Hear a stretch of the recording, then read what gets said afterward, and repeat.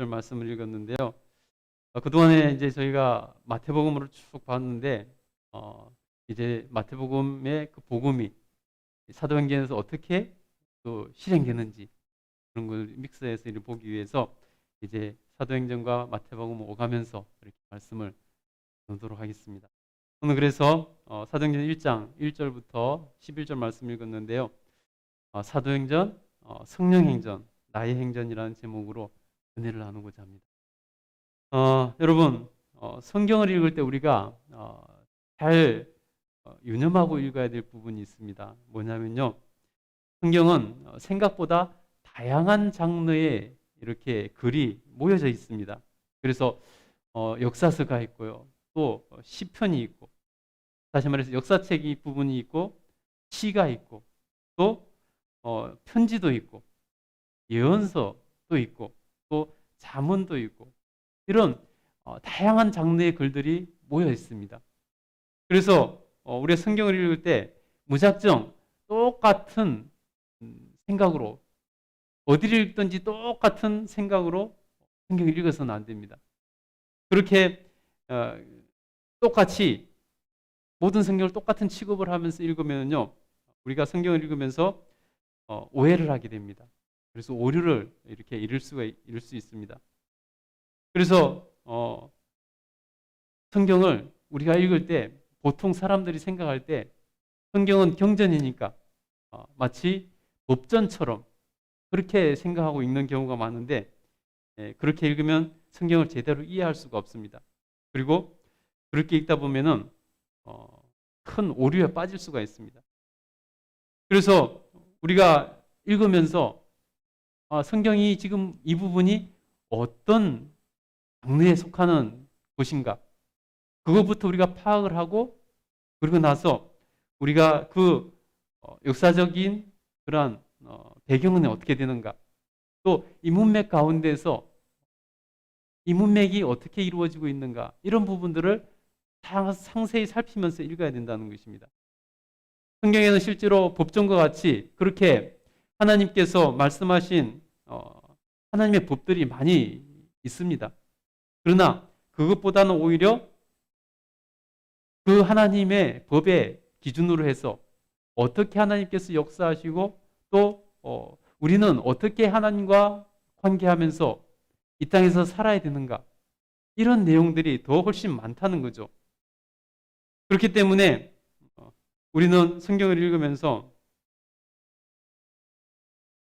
성경 말씀을 법전으로 생각하고 문자 그대로 읽고 해석하고 받아들이면은 그 문자주의에 빠질 수가 있습니다. 그렇게 되면요, 잘못된 성경의 의도와 하나님께서 말씀하시고자 하는 의도와 전혀 다른 쪽으로 성경을 해석하고 적용하고 이런 일들이 벌어집니다. 그래서 잘못 해석하면 또 이단에 빠질 수도 있고, 바로 이단들이 그런 부류에 해당되는 이단들도 꽤 많이 있습니다. 그래서 우리는 이 말씀이 어떤 장르의 말씀인지 한 것을 먼저 파악하고 읽어야 됩니다. 예를 들면은 신약 부분에는, 신약의 많은 부분들이 사도 바울의 편지입니다. 사도 바울이 여러 교회들에 보낸 편지들의 모음입니다.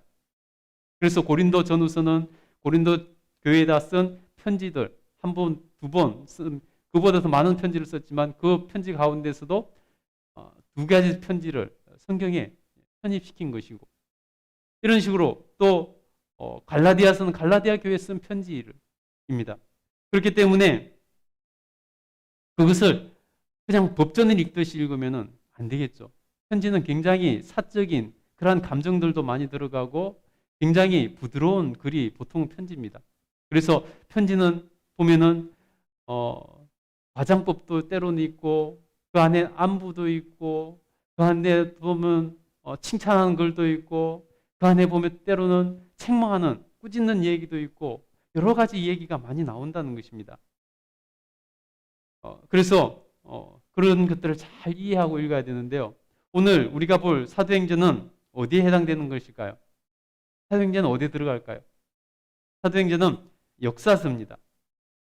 다시 말해서 역사책과 같은 그런 역사적 기록들이 많이 있는 성경이 사도행전이라는 것입니다. 구약에도 보면은 역사서가 있습니다. 구약에 보면 대표적으로 여호수아서, 사사기서, 열왕기 상하, 역대기 상하, 이런 글들이 바로 역사서죠. 구약의 역사 가운데 하나님께서 어떻게 일하셨는지, 하나님 백성과 하나님과 관계가 어떠했는지 이런 내용들이 들어있는 거죠. 신약의 역사서가 바로 이 사도행전입니다. 신약의 역사서가 바로 이 사도행전입니다. 복음서가 예수님의 공생애를 기록했다면은 이 사도행전은 신약의 그 초대교회의 복음이 어떻게 일하시고 어떻게 펼쳐지고 어떻게 세계로 뻗어나갔는지 그런 역사를 이렇게 기록하고 있다고 볼 수 있습니다.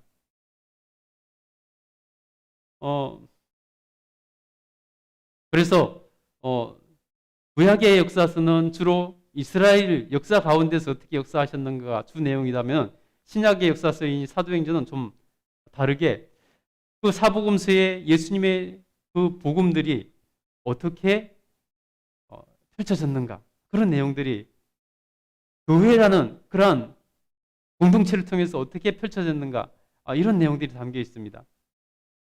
그래서 또 복음서는 하나님의 아들이신 독생자 예수 그리스도, 성자 예수 그리스도에 대한 그 내용이 주를 이루고 있죠.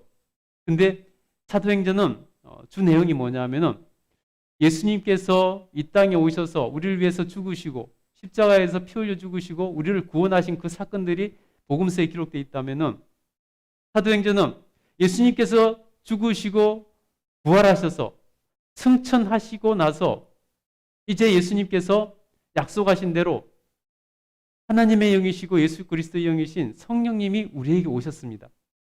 그 성령님이 어떻게 역사하셨는가 하는 내용들이 사도행전에 기록되어 있는 거죠.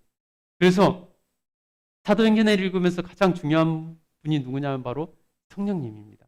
성령님. 성령님이 그래서 사도행전은 성령님이 누구시고 성령님이 어떻게 역사하시는 분이신지 그래서 성령님이 나의 삶과 어떤 관계가 있는지 이런 부분들을 잘 기록하고 있다는 것입니다. 그것을 잘 깨달아야 됩니다.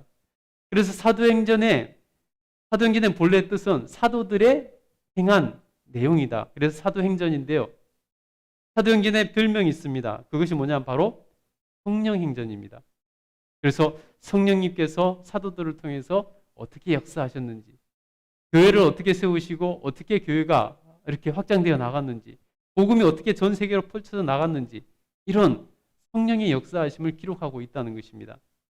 그래서 우리는 사도행전을 읽으면서 성령님께 집중해서 읽어야 되는 것입니다. 그래서 우리가 읽은 1장에서도 벌써 이 성령님에 대해서 얘기가 시작되고 있는 것을 볼 수 있습니다. 예수님께서 이 땅에 사람의 모습으로 오셔서 사람의 대표가 되셔서 사형당하시고 우리 죄를 위해서 사형당하시고 인류의 죄값을 다 치러주셨습니다. 그리고 죽으시고 사흘 만에 부활하셨습니다. 사흘 만에 부활하시고 나서 바로 승천하신 것이 아니라 40일 동안 이 땅에 머무시면서 흩어졌던 제자들을 다시 불러 모으시고 그래서 교회의 틀을 다시 세우십니다. 교회 공동체를 만드신 거죠. 그리고 40일 동안 제자들에게 앞으로 해야 될 일과 하나님의 나라의 일에 대해서 이렇게 말씀하시고 가르치셨습니다. 그런데 그 핵심이 뭐냐면 바로 성령 강림입니다. 성령님이십니다. 성령님이 어떻게 하실 거다. 그래서 성령 세례가 그 내용의 핵심이 시작된다는 것입니다. 그리고 여러분 사도행전은 그래서 성령님으로 시작해서 성령님으로 끝나는 책이라고도 볼 수 있습니다. 여러분 그러면은 성령 세례 오늘 제자들이 성령 세례를 받고 새로운 일들이 일어나는데요. 성령 세례를 받아야 된다는 것입니다.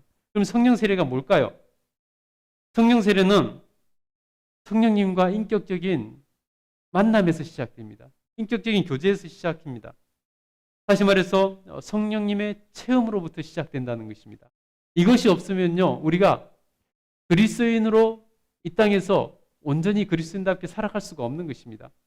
그래서 우리가 하나님 앞에서 오늘 사도행전에서 성령님께서 제자를 통해서 역사하신 것이 동일하게 이 시대에 일어나야 되고 동일하게 저와 여러분을 통해서 일어나야 된다는 것입니다. 그러기 위해서 우리가 성령님을 알아야 되고 성령 충만함이 무엇인지, 성령 세례가 무엇인지, 어떻게 우리가 성령 충만함을 삶을 살 수 있는지, 성령 충만하게 되면 우리 삶이 어떤 변화가 일어나고 어떤 복이 있는지 우리가 이것을 오늘 말씀을 통해서 알 수 있다는 것입니다. 여러분, 이것을 오늘 알 수 있게 되기를 간절히 축복합니다. 예수님께서는 성령님을 통해서 교회를 세우기 위해서 제자들에게 승천하시면서 뭐라고 말씀하셨냐면요. 너희는 예루살렘을 떠나지 말고 내가 말씀한 그의 성령님을 기다리라 라고 말씀하고 승천하셨습니다. 40일 동안 하나님 나라의 일을 말씀하시고 마지막 승천하시면서 제자들이 명령하신 게 바로 너희는 예루살렘 공동체를 떠나지 말고 너희 뿔뿔이 흩어지지 말고 교회 공동체 그대로 너희들이 교회 중심으로 모여 있으라. 그리고 성령님이 오실 때까지 기다리고 성령 충만함을 받으라, 성령 세례를 받으라 라고 말씀하고 있다는 것입니다. 우리 4절 한번 읽어볼까요? 오늘 말씀 4절 한번 읽어보겠습니다. 4절 같이 큰 소리로 읽겠습니다. 시작. 사도와 함께 모이사 그들에게 분부하여 이르시되 예루살렘을 떠나지 말고 내게서 들은 바 아버지께서 약속하신 것을 기다리라. 아멘. 여기서 아버지께서 약속하신 것은 바로 성령님을 말씀하신 것입니다. 여러분, 그들은 하나님 나라를 위해서 쓰임받을 훈련을 받은 사람들입니다. 제자들은 하나님 나라를 위해서 앞으로 펼쳐질 교회를 위해서 이 교회의 역사를 위해서 예수님께서 그들을 3년을 데리고 다니시면서 동고동락하시면서 훈련시킨 제자들입니다. 그런데 그들이 아직 준비가 안 되어졌다는 것이 드러났습니다. 무엇을 보면 알 수 있냐면요.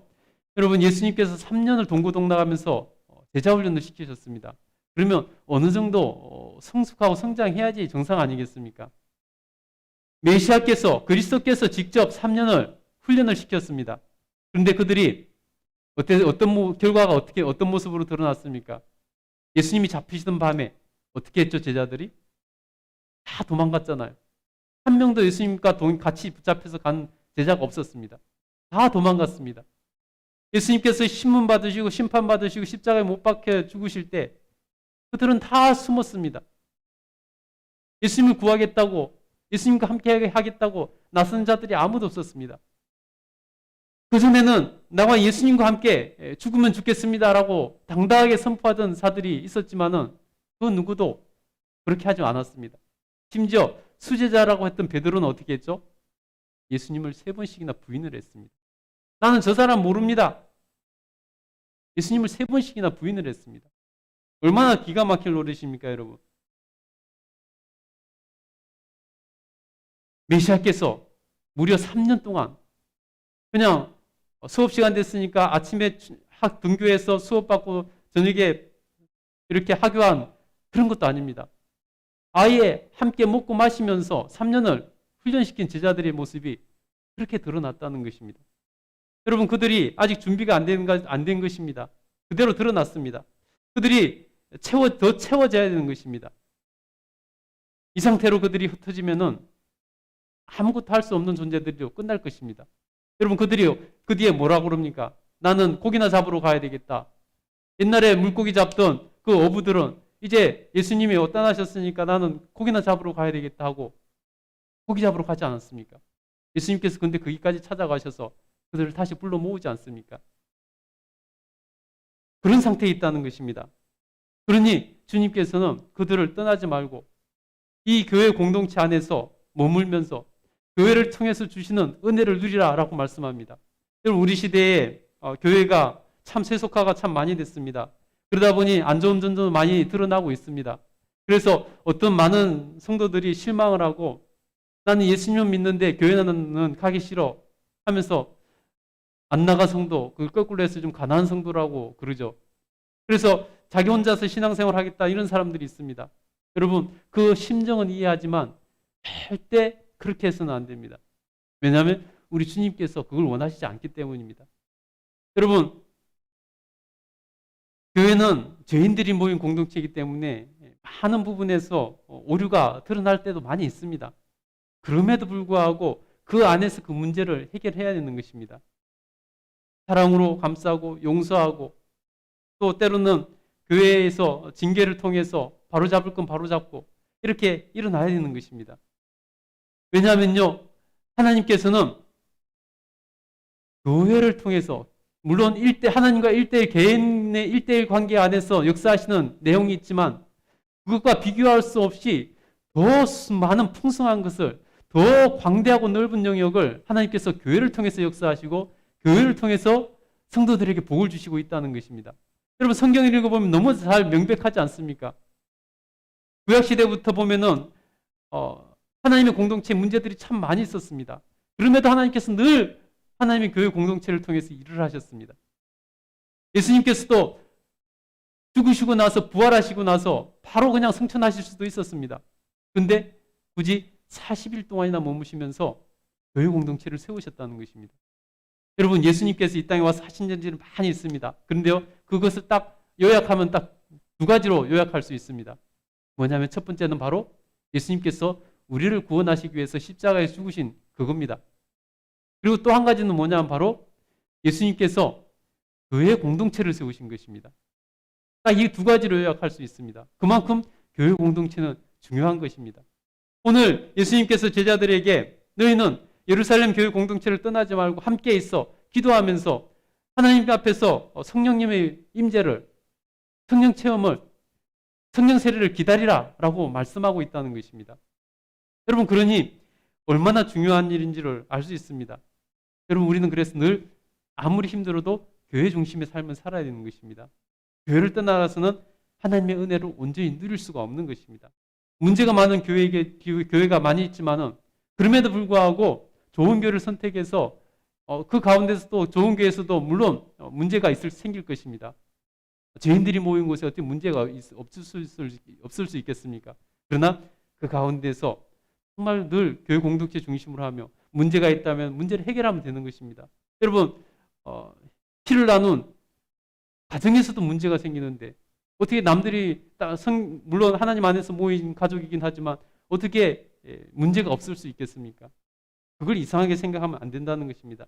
그것보다 중요한 것은 뭐냐면 어떠한 경우에도 교회 공동체 안에 머물러야 된다는 것입니다. 늘 교회 중심의 삶을 살아야 된다는 것입니다. 그래야 하나님께서 인생에 필요한 것을 채워주십니다. 교회를 통해서 채워주시는 것들이 각 개인의 하나님과 1대1 관계에서 채워주시는 것보다 훨씬 크고 많다는 것을 여러분 꼭 기억하시기 바랍니다. 그래서 오늘 주님께서도 제자들이 뿔뿔이 흩어졌을 때 한 사람 한 사람 각자에게 성령 세례를 주시겠다 말씀하시지 않고 너희는 모여 공동체 안에서 모여 기도하고 기다리라. 그러면은 성령님이 오실 것이다. 성령이 충만하면 주실 것이다. 말씀하고 있습니다. 그리고 약속하신 대로 성령 세례를 받습니다. 여러분 오늘 제자들이 3년을 예수님을 따라다니면서 훈련받았음에도 불구하고 왜 아직 그 모습이었을까요? 그들이 아직 채워질 것이 있었다는 것입니다. 다시 말해서 아직 채워지지 않은 것이 있었다는 것입니다. 모든 것이 다 준비되었어도 우리 그리스도인들에게 이 하나가 채워지지 않으면은 무능력한 인생으로 살아갈 수밖에 없습니다. 예수님께 무려 메시아께 3년을 동고동락하면서 훈련받은 제자들이 모습에서 볼 수 있지 않습니까? 그들이 다 무너져 내리지 않았습니까? 그런데요, 그들이 어느 날 한순간에 완전히 삶이 180도 달라지는 모습을 보일 때가 있습니다. 그들이 예수님께 3년을 예수님과 동고동락했어도 다 무너져 내리고 두려워서 숨어들고 정말 자기도 죽을까봐 예수님처럼 자기도 죽을까봐 숨어있고 문고리 잠그고 집안에서 나오지 않고 이런 자들이 어느 날 갑자기 변화돼서 두려움을 잃어버리고 세상에 나와서 거리에서 외치며 복음을 전하고 자기들을 핍박하던 그들을 두려워하지 않고 오히려 그들을 책망하면서 담대하게 복음을 전하는 모습을 보여줍니다. 어떻게 그렇게 사람이 하루아침에 180도 바뀔까요? 그들이 왜 그리 무력했는데 그렇게 바뀌었을까요? 여러분 그 차이는 딱 하나였습니다. 그들이 성령 세례를 받고 나서 사람이 완전히 달라집니다. 3년을 예수님 앞에서 훈련을 받았지만은 성령 세례를 받지 못하니까 그들은 무기력한 존재였습니다. 그런데 3년의 훈련받은 그 위에 성령 세례를 받고 나니까 그들의 삶이 완전히 하루아침에 변하더라는 것입니다. 이만큼 여러분 우리가 성령 세례를 받는 것, 성령님으로 채워지는 것이 중요하다는 것입니다. 여러분 우리 인생에서 성령님으로 채워지지 않으면은 우리 인생에 아무런 힘과 능력도 일어나지 않습니다. 우리가 예수님을 믿고 우리가 와서 예배를 드리고 기도를 하고 이렇게 해도 성령님으로 채워지지 않으면 우리도 마치 예수님이 십자가에 못 박히실 때 다 배신하고 떠나고 무능력하고 그래서 두려워서 뭉그러 잠고 숨어있는 그 제자들과 똑같은 모습으로 살아가게 된다는 것입니다. 우리가 성령 세례를 받지 않으면 우리가 그리스도의 능력을 전혀 사용할 수 없고 그리스도인답게 살 수 없고 하나님 주시는 권능을 누릴 수가 없게 된다는 것입니다. 그래서 여러분 제자들도 그렇지만 우리도 마땅히 성령 세례를 받고 성령의 권능을 받아야지 세상을 두려워하지 않고 세상을 이기는 삶을 살 수 있고 세상에서 정말 세상을 바꿔나갈 수 있는 영향력 있는 삶을 살 수 있고 하나님께서 말씀하신 권능과 복을 누리는 삶을 살 수 있게 된다는 것입니다. 여러분 오늘날 그리스도인들이 교회가 왜 힘이 없는 줄 아세요? 성령 세례를 받지 않았기 때문입니다. 성령 충만하지 않기 때문입니다. 그냥 와서 예배는 드리는데 말씀은 읽고 기도는 드리는데 성령님 그 안에 채워지지 않으니까 힘이 없는 것입니다. 마치 예수님께 3년을 훈련받은 자들이 그렇게 무기력하게 쓰러져 내린 것과 똑같은 모습으로 지금 신앙생활을 하고 있다는 것입니다. 여러분 우리가 여기에서 달라질 수 있는 길은 성령 세례를 받고 성령 충만한 길밖에 없습니다. 여러분 우리 개인의 삶에서도 마찬가지입니다. 여러분 각자 개인의 삶에 있어서도 여러분 왜 내가 예수 그리스도를 믿고 내가 왜 예수 그리스도를 믿고 이렇게 사는데도 불구하고 내 삶이 이렇게 무기력하고 무능하고 그런지 아십니까? 성령 세례를 받지 못했습니다. 성령 충만한 삶을 살지 못하기 때문입니다. 성령으로 채워지지 않았기 때문입니다. 여러분 지금 내가 무력하고 지금 내가 무능력하고 지금 내가 가진 것도 없고 지금 내가 아무 힘 없고 그런 삶을 살고 있어도 여러분 달라질 수 있습니다. 능력 있는 삶을 살 수 있습니다. 오직 성령님으로 채워지면 그렇게 살 수 있다는 것입니다. 여러분 성령님을 사모하시기 바랍니다. 성령님으로 채워질 수 있기를 간절히 축복합니다. 그래서 여러분 삶이 달라질 수 있게 되기를 간절히 축복합니다. 오늘 주님은 그래서 예루살렘을 떠나지 말고 성령의 오심을 기다리라 라고 예수님께서 제자들에게 말씀하신 것입니다. 그래서 실제로 그들이 기다리고 오순절 성령 강림 사건을 통해서 그들이 성령 세례를 받고 성령 충만해지자 그들의 삶은 완전히 달라졌습니다. 여러분 그들이 나가서 성령 세례를 받고 나와서 거리로 뛰쳐나가서 또 숨어있던 자들이 문 걸어 잠그고 숨어있던 자들이 거리로 뛰쳐나가서 복음을 전합니다. 두려움을 이기고 외칩니다. 그때 예수 그리스도의 능력이 그들을 통해서 나가는 것을 볼 수 있습니다. 그래서 사람들이 놀랍니다. 아니 저들이 콧배기도 안 보이던 저들이 숨어 있어서 콧배기도 안 보이던 저들이 갑자기 왜 저러나? 저들이 세술에 취했나 보다. 이렇게 조롱을 했다는 것입니다. 그러자 여러분 베드로가 그들을 향해서 말을 합니다. 우리 한번 성경 한번 읽어볼까요? 사도행전 2장 14절부터 22절까지 한번 읽어보도록 하겠습니다. 사도행전 2장 14절부터 22절 한번 읽겠습니다. 좀 길지만 한번 읽겠습니다. 그들이 얼마나 달라지는지 그들이 성령 세례를 받고 성령 충만해지니까 그들의 삶이 얼마나 달라지는지 한번 보겠습니다. 두려워서 문거로 잠고 숨어있던 자들이 나와서 하는 얘기를 한번 들어보겠습니다. 사도행전 2장 14절부터 22절 같이 한번 읽겠습니다. 시작. 베드로가 11 사도와 함께 서서 소리 높여 이르되 유대인들과 예루살렘에 사는 모든 사람들아 이 일을 너희로 알게 할 것이니 내 말에 귀를 기울이라. 때가 제3시니 너희 생각과 같이 이 사람들이 취한 것이 아니라 이는 곧 선지자 요엘을 통하여 말씀하신 것이니 일러스되 하나님이 말씀하시기를 말세에 내가 내 영을 모든 육체에 부어주리니 너희의 자녀들은 예언할 것이요 너희의 젊은이들은 환상을 보고 너희의 늙은이들은 꿈을 꾸리라. 그때에 내가 내 영을 내 남종과 여종들에게 부어주리니 그들이 예언할 것이요 또 내가 위로 하늘에서는 기사를 아래로 땅에서는 징조를 베풀리니 곧 피와 불과 연기로다. 주의 크고 영화로운 날이 이르기 전에 해가 변하여 어두워지고 달이 변하여 피가 되리라. 누구든지 주의 이름을 부르는 자는 구원을 받으리라 하였느니라. 이스라엘 사람들아 이 말을 들으라. 너희도 아는 바와 같이 하나님께서 나사렛 예수로 큰 권능과 기사와 표적을 너희 가운데서 베푸사 너희 앞에서 그를 증언하셨느니라. 아멘. 여러분 이 모습을 보세요. 언제 이들이 두려워서 숨어들고 문고로 잠그고 이렇게 숨어있던 자들이라고 말을 할 수 있겠습니까? 그런 자들이 어떻게 이렇게 변할 수 있었습니까? 여러분 누가 이들을 변화시켰습니까? 어디에서 이들에게 이런 능력이 나왔습니까? 오직 성령으로 채워졌을 뿐입니다. 오직 성령님으로 의해서 이들의 삶이 변화되더라는 것입니다. 여러분 또 볼까요? 성령님이 이렇게 사람을 변화시키는 것입니다.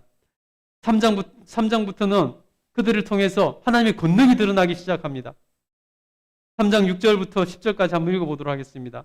병자를 치유하시는 여러분 오늘 본문은 여러분 나면서부터 안전병이 된 자들이 안전병이 된 자가 성전 미문에서 구걸하던 사람입니다. 그런데 그에게 성령 충만한 베드로와 요한이 하는 얘기입니다. 우리 6절부터 한번 읽어보겠습니다. 시작. 베드로가 이르되 은과 금은 내게 없거니와 내게 있는 이것을 내게 주노니 나사렛 예수 그리스도의 이름으로 일어나 걸으라 하고 오른손을 잡아 일으키니 발과 발목이 곧 힘을 얻고 뛰어서서 걸으며 그들과 함께 성전으로 돌아가면서 걷기도 하고 뛰기도 하며 하나님을 찬송하니 모든 백성이 그 걷는 것과 하나님을 찬송함을 보고 그가 본래 성전 미문에 앉아 구걸하던 사람인 줄 알고 그에게 일어난 일로 인하여 심히 놀랍게 여기며 놀라니라. 아멘. 여러분 누가 이 사람들을 그렇게 두려움에 떨던 사람들 그래서 무능력하게 정말 문고로 잠그고 숨어있던 자들이라고 말을 할 수 있겠습니까? 누가 이 사람들이 이렇게 담대하게 하고 누가 이들에게 능력과 권능이 나갈 수 있도록 했습니까? 이들의 삶이 어떻게 해서 그렇게 변했습니까?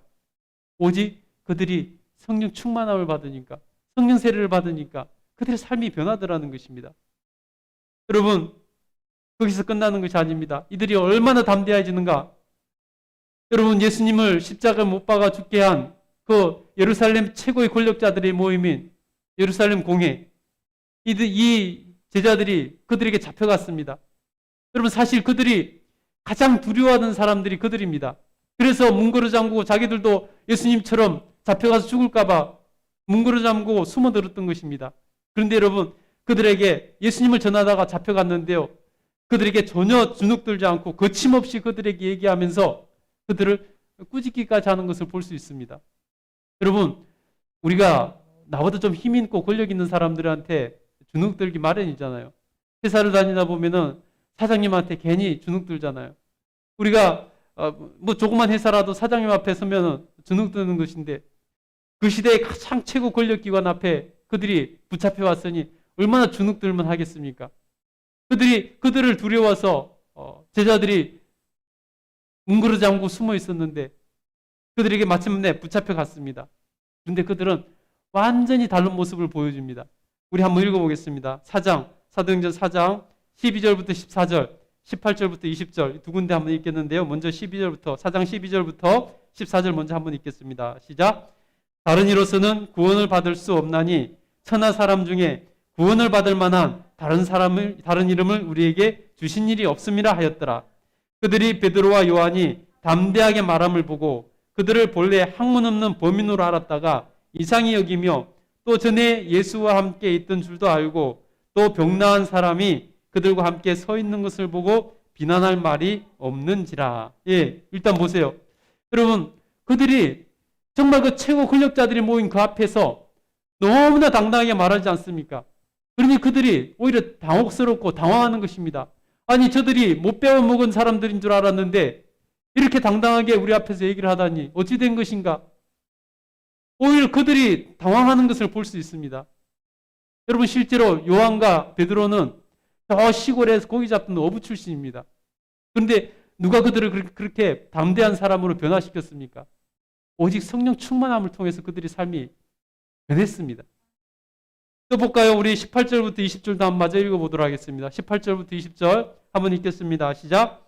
그들을 불러 경고하여 도무지 예수의 이름으로 말하지도 말고 가르치지도 말라 하니 베드로와 요한이 대답하여 이르되 하나님 앞에서 너희의 말을 듣는 것이 하나님의 말씀을 듣는 것보다 옳은가 판단하라. 우리는 보고 들은 것을 말하지 아니할 수 없도다 하니. 여러분, 이것이 지금 성령 충만함을 받은 제자들의 변화된 모습입니다. 언제 이들이 두려워 떨면서 문고를 잠그고 저 골방에 숨었던 자들이라고 말을 할 수 있겠습니까? 최고 권력기관에서 판결을 내려서 너희는 앞으로 예수님의 이름 말도 하지 말라고 하자. 그들이 말하지 않습니까? 하나님 앞에서 너희 말 듣는 것이 하나님 말씀 듣는 것보다 옳으니까 너희 스스로 판단해봐라. 여러분, 베드로 요한은 삶을 변화시킨 것은 바로 성령님입니다. 여러분 그렇다면 마땅히 우리의 삶도 성령 충만해지면 변화될 수 있다는 것입니다. 여러분 우리가 성령 충만을 받으면요 우리 인생도 달라지는 것입니다. 여러분 그러니 우리는 성령님을 우리에게 보내주신 하나님의 그 은혜가 얼마나 큰 것인지 깨달아야 됩니다. 그것이 우리에게 얼마나 큰 복인지 알아야 됩니다. 여러분 우리가 막연히 그래서 막연히 신앙생활을 해서는 안 됩니다. 우리가 성령님을 알고 성령님의 충만함을 받아서 성령님의 권세로 하나님 주신 복을 누리고 살아야 됩니다. 하나님 주신 권세를 누리고 살아야 된다는 것입니다. 그래서 삶의 변화가 일어나야 되고 변화된 삶으로 세상에 선한 영향을 끼치고 세상을 변화시켜 나갈 수 있는 그런 삶을 살아야 된다는 것입니다. 더 이상 저 골방에 숨어서 문구를 잠고 있어서는 안 된다는 것입니다. 밖에 나와서 당당하게 변화된 모습을 보이고 당당하게 그들의 잘못을 꾸짖고 외칠 수 있어야 된다는 것입니다. 여러분 우리가 성령 세례를 받으면 그렇게 될 수 있다는 것입니다. 여러분 능력 있는 삶을 살기 원하십니까? 힘 있는 삶을 살기 원하십니까? 그렇다면 여러분 성령 충만함을 사모하시기 바랍니다. 성령님께서 함께 하시면 제자들처럼 달라집니다. 성령 충만하면 제자들처럼 능력 있는 삶을 살 수 있습니다. 그러니 여러분 성령 충만함을 여러분 구하시고 사모하고 성령 충만함을 여러분 누려야 된다는 것입니다. 그렇게 될 수 있기를 간절히 축복합니다. 여러분 성령님이요 하나님 주신 선물이라는 것을 너무나 큰 선물이라는 것을 우리가 알아야 됩니다. 성경에 보면요 성령님을 어떤 분이라고 표현하냐면요 성령님을 뭐라고 부르죠 우리가? 보혜사라고 부르잖아요. 보혜사. 보혜사라는 뜻은요 성령님이 우리의 보호자 되신다는 것입니다. 우리의 편들어 주시고 우리의 변호자 되시고 우리를 지켜주시는 분 되시고 우리를 인도해 주시는 분 되시겠다는 것입니다. 그러니 여러분 성령님 우리와 함께 하시면은 성령님 우리 삶을 도와주시고 우리 삶을 인도해 주셔서 평안케 해주신다는 것입니다. 책임져 주신다는 것입니다. 근데 사실 대부분의 성도들이 이 하나님의 선물을 누리지 못합니다. 성령 충만함이 무엇인지 몰라요. 성령 세례가 무엇인지 몰라요. 막연하게 알고 막연하게 그냥 그렇게 성령 충만하겠거니라고 생각을 합니다. 그러나 그렇지 않습니다. 그러면 여러분 성령 세례가 뭘까요? 성령 세례가 뭘까요? 성령 세례가 뭐길래 도대체 이 제자들은 이렇게 삶이 바뀌었을까요? 이렇게 사람을 바꿔놓는 성령 세례가 뭘까요? 여러분 우리 장로교에서는 세례식을 합니다. 그렇죠? 여러분 세례식은 굉장히 의미를 가지고 있습니다. 세례식은 우리 장로교에서는 굉장히 간소화시켜버려서 상징적인 모습으로 이렇게 상징화시켰습니다. 그래서 그냥 세례식 한다 그러면은 그릇에 물을 떠다가 손에 물을 적셔서 머리에 물을 바르면서 이렇게 세례식을 굉장히 간소화시키고 약소화시켜서 그냥 그렇게 상징적으로 행합니다. 그렇게 간소화시키다 보니까 이 세례의 참 의미와 또 그 감동과 느낌이 많이 퇴색되어 버렸습니다. 그래서 그거 세례식을 하고도 내가 뭘 한 건가 싶기도 하고 별로 감동도 느끼지 못하고 어떤 의미인지 별로 가슴에 와닿지를 않습니다. 원래 세례는요 어떻게 이루어지냐면 원래 세례식은 침례 방식으로 이루어졌습니다. 여러분, 예수님께서 어디서 세례 받으셨죠? 여러분, 예수님 어디서 세례 받으셨죠? 요단강에서 세례 받으셨습니다. 강에서 세례를 받았다는 거죠. 예수님께서 강에 들어가셔서 강에서 강물에 푹 잠겼다가 나오셨습니다. 침례죠, 그게. 침례의 방식으로 원래는 세례가 이루어졌습니다. 그런데 지금 장로교에서 너무 이렇게 간소화시켜 버렸습니다. 상징화시켜 버렸다는 것입니다. 여러분, 세례는 굉장한 의미가 있습니다. 세례는 어떤 의미냐면요, 세례식을 하면서 물에 쑥 들어가고 잠긴다는 것은 뭐냐면요, 죽음을 의미합니다. 나는 이제 나의 옛사람은 죽었습니다. 나의 세상을 것을 추구하고 이제 내 욕심껏 살면서 육적인 삶을 살았던 그 옛모습은 이제 죽습니다 하고 물에 푹 잠겨서 죽음을 느끼는 것입니다. 그리고 물에서 올라오는 것은 예수님께서 부활하신 것처럼 다시 살아나는 것을 의미합니다. 이제 옛사람은 죽고 나는 이제 그리스도인으로서 주님의 제자로서 새 삶을 살겠습니다. 나는 이제 옛사람 죽고 새 사람으로 태어났습니다. 나는 이제 하나님 자녀답게 살 것입니다. 라고 선언하는 것이 세례식입니다. 그것처럼 여러분, 그게 물세례입니다.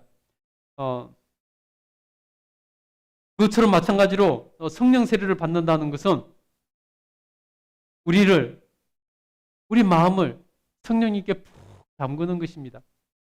그래서 성령 세례를 받는다는 것은 뭐냐면 바로 나의 옛자, 나의 그 욕심을 따라 사는 세상의 그 가치관을 따라 살아가던 옛사람, 그것을 나는 이제 성령님 앞에서 푹 잠겨서 이제 죽습니다. 그리고 이제 다시 온전히 성령님의 뜻대로 살아가는 성령의 사람으로 거듭납니다. 다시 태어납니다. 이것이 바로 성령 세례라는 것입니다. 그래서 여러분, 성령 세례를 받고 새로워져야 됩니다. 그래야 진짜 그리스도인이 되는 것이고, 진짜 그리스도인답게 살 수 있는 것이고, 진짜 하나님의 능력을 행하며 살아갈 수 있는 능력 있는 삶을 살 수 있게 되는 것입니다. 그러면 여러분, 그렇게 해서 성령의 사람이 되는 것입니다. 그래서 성령의 사람으로 살아갈 수 있게 된다는 것입니다. 여러분, 그래서 성령 충만하면요, 성령 세례는 가만히 있으면 아무나 받을 수 있는 게 아닙니다. 가만히 있는데 성령 충만해지고 성령 세례를 받는 것이 아닙니다. 오늘 제자들도 뒤에 보면 알겠지만은 제자들도 성령님께서 오시기를 마가의 다락방에서 모여서 뜨겁게 기도하면서 사모하면서 기다렸다는 것입니다. 여러분, 성령 세례는요, 성령 충만하면 그냥 자동으로 주어지는 것이 아닙니다. 성령 세례는요, 내가 하나님, 이제 제가 옛자는 죽고 새 사람으로 살겠습니다. 하나님, 제가 오직 성령의 사람으로 살기를 소원합니다. 하나님께 이렇게 고백하고 간구하며 기다릴 때 성령 충만함을 받을 수 있는 것입니다. 아무 각오도 없는데, 아무 결단도 없는데, 나는 그냥 어찌든지 옛사람 그대로 살겠습니다. 성령님 주시든지 말든지. 아니, 성령님 받기는 원해요. 근데 나의 삶의 변화는 각오하지 않습니다. 나는 그냥 전혀 새로운 삶을 살고 싶은 마음도 없고 결단도 없는데 성령은 받고 싶어요. 여러분, 그렇게 해서는 절대 성령 충만을 받을 수 없는 것입니다. 성령 충만을 받고 싶다면요, 새로운 결단과 새로운 각오와, 그래서 하나님 앞에 정말 고백하고 결단하고 나갈 때 성령 충만을 받을 수 있는 것입니다.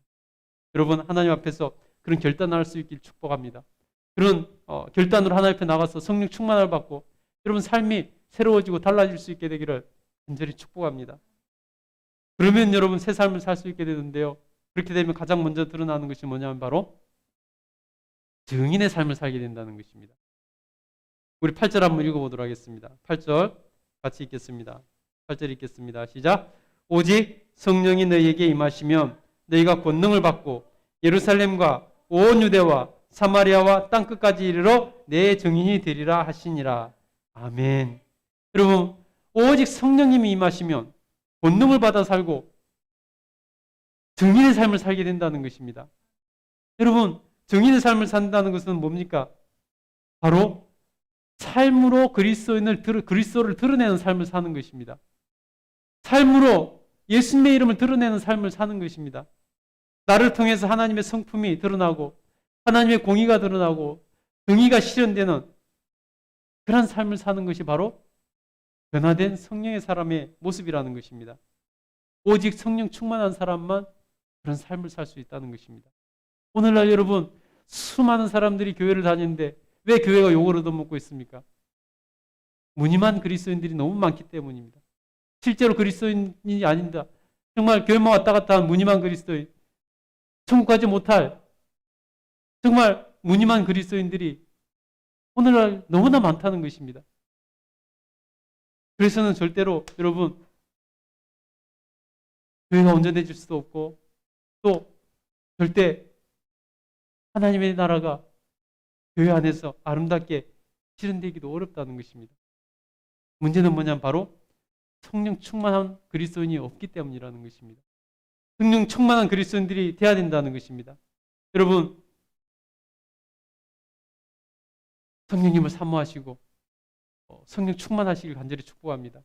그래서 오늘 사도들이, 제자들이, 완전히 그 무기력하던 제자들이 하루아침에 삶이 달라진 것처럼 여러분 성령 충만함을 받고 여러분 삶이 달라지고 여러분 삶이 참으로 복 있는 삶으로, 참으로 권능 있는, 능력 있는 삶으로 달라질 수 있게 되기를 간절히 축복합니다.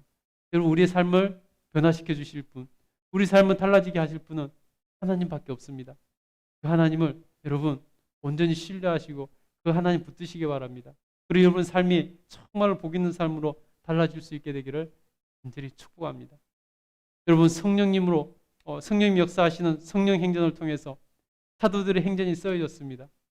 그렇다면 여러분, 이제는 여러분의 행전이 쓰여져야 되는 것입니다. 나의 행전이 쓰여져야 되는 것입니다. 성령 행전으로 인해서 그 옛날에 사도들의 행전이 쓰여졌다면 이제 우리 시대에는 성령님 행전을 통해서 성령님으로 인해서 나의 행전이 쓰여져야 되는 것입니다. 나의 이름이 들어간 행전. 여러분, 자기 이름 넣고 한번 뒤에 행전을 붙여보시기 바랍니다. 저는 오늘날 성령님으로 인해서 김영세의 행전이 쓰여지기를 원합니다. 여러분도 여러분 각자의 이름에 행전이 쓰여져야 된다는 것입니다. 우리 주님은 그것을 원하신다는 것입니다. 여러분이 여러분의 인생에 세역자가 쓰여질 수 있게 되기를 간절히 축복합니다. 어떤 경우에도 패배의식에 사로잡히지 마시고 성령 충만 받으면 새로운 삶이 펼쳐집니다. 새 인생 살 수 있는 것입니다. 여러분, 새로 일어날 수 있는 것입니다. 여러분, 하나님 은혜 가운데서 정말로 놀라운 복을 성령 충만함으로 누릴 수 있게 되기를 간절히 축복합니다. 기도하겠습니다.